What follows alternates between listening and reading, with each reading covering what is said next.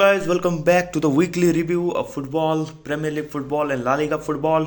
And today we have the game week 15 of Premier League where Manchester City take on Sunderland.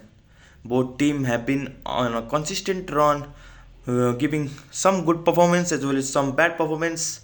Patchy forms from both teams. Whereas in the last game, Sunderland drew at Anfield with Liverpool. It was a 1-1 draw where Sunderland could have won on the last minutes, whereas Manchester City came from a 9-goal thriller against Fulham where they were almost beaten, but at the last moment, Phil Foden, Josko Guardiola carried Manchester City to victory. This would be an interesting game for both of the teams. I think Sunderland will be hard enough for Manchester City and it will battle. It will take a major battle for them to get the 3 points.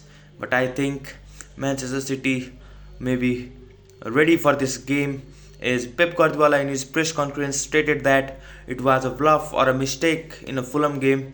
It was defensive errors, but our offense was pretty good. It is a very good news for us that Phil Foden has come back to form. It will be after the Arsenal game where Arsenal take on Aston Villa at the Villa Park. If and when Arsenal manage to drop points, but I think they won't. But if they will drop points against Aston Villa, it will be a golden opportunity for Manchester City to close the gap between them and Arsenal. It will be a most important game as AFCON is closing up. So Marmoush, Ryan and Nori, these players won't be available for the coming month.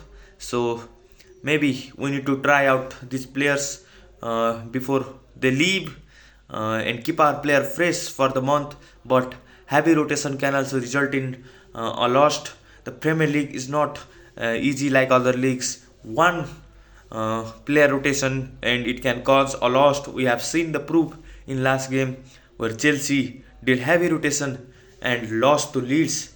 Any team in the Premier League is not weak. On a given day they can beat any team, and the league table is very compact right now. The points gap is very low between every team. Only Arsenal look comfortable at the top. Let's see. Maybe this is Manchester City's chance to close the gap between them and Arsenal. It will be a golden opportunity. What will be the lineup? I think Pep Guardiola has to play his best team. I think Gianluigi Donnarumma starts at goalkeeper. Yeah, he is one yellow card away from suspension, but we gotta trust him.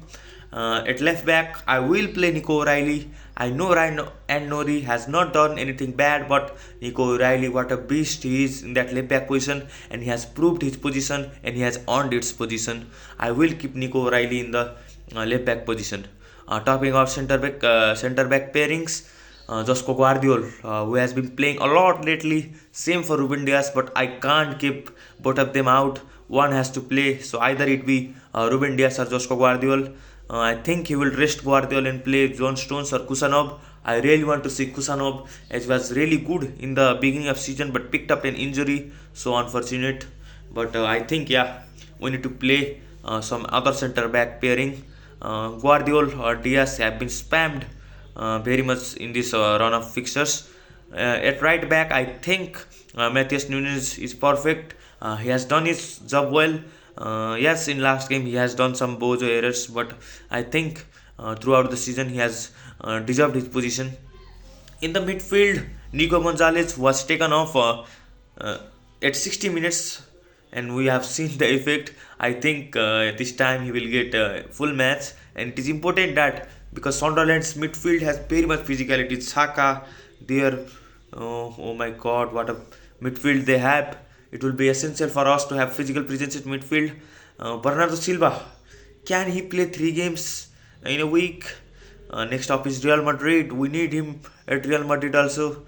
I think you gotta start Bernardo and kill the game early so that you can bring grinders and rotate the squad. We need Bernardo for the Real Madrid game.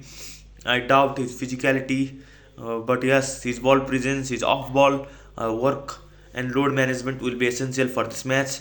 And talking about the next midfielder, yes, it's obvious Phil Foden, the sniper, is back in form.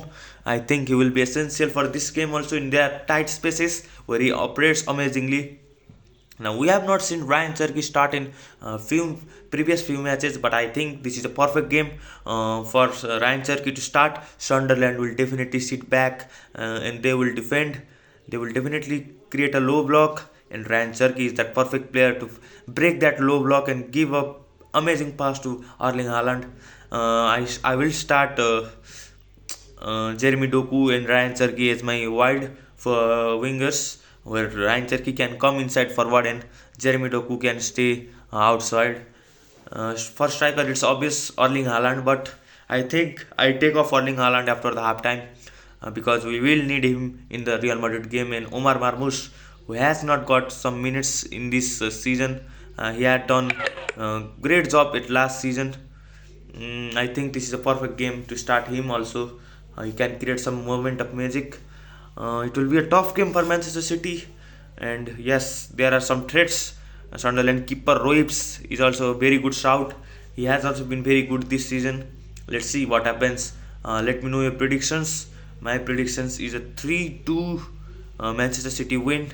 Let's see, but I will not be shocked if it is a draw or a Manchester City lost because Sunderlands have been giant killers this season. We have all others also amazing fixtures. We'll talk about it in the shorts. But yes, this was Manchester City's preview against Sunderland. We must get 3 points so that we can close the gap for Arsenal. Let's go, bleed Manchester City. Let's go. Let's score 3 points and let's get back to the top of the table or close the gap between the top of the table. It will be an important for our season. Yes.